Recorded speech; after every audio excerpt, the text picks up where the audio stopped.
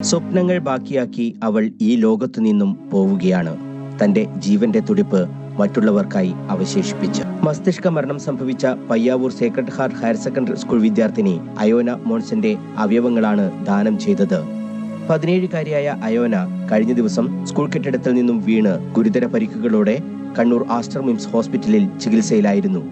ജീവൻ രക്ഷിക്കാനുള്ള എല്ലാ ശ്രമങ്ങളും ആശുപത്രിയിൽ നടത്തിയെങ്കിലും ബുധനാഴ്ച സന്ധ്യയോടെ അയോനക്ക് മസ്തിഷ്ക മരണം സംഭവിക്കുകയായിരുന്നു. ഇക്കാര്യം ഡോക്ടർമാർ രക്ഷിതാക്കളെ അറിയിച്ചു. മകളുടെ അവയവങ്ങളെങ്കിലും മറ്റുള്ളവരിൽ തുടിക്കട്ടെ എന്ന ചിന്തയിൽ നിന്നും ആ രക്ഷിതാക്കൾ അയോനയുടെ വൃക്ക, കരൾ, കോർണിയ എന്നിവ ദാനം ചെയ്യാൻ തീരുമാനിച്ചു. ബന്ധുക്കളുടെ സമ്മതം കിട്ടിയ ഉടൻ തന്നെ മിംസ് ഹോസ്പിറ്റലിൽ യുദ്ധകാലാടിസ്ഥാനത്തിൽ നടപടികൾ പൂർത്തിയാക്കി. സർക്കാർ പോർട്ടലിൽ വിവരം അറിയിച്ചു. സർക്കാർ നിർദ്ദേശത്തെ തുടർന്ന് മറ്റ് നടപടികളെല്ലാം പൂർത്തിയാക്കി. വൃക്ക വിമാനമാർഗമാണ് തിരുവനന്തപുരത്തേക്ക് എത്തിച്ചത്. ഇൻഡിഗോ വിമാനത്തിലാണ് കൊണ്ടുപോയത്. ഒരു വൃക്ക കോഴിക്കോട് ആസ്റ്റർ മിംസിലേക്കും മറ്റൊന്ന് തിരുവനന്തപുരം മെഡിക്കൽ കോളേജിലേക്കുമാണ് കൊണ്ടുപോയത്.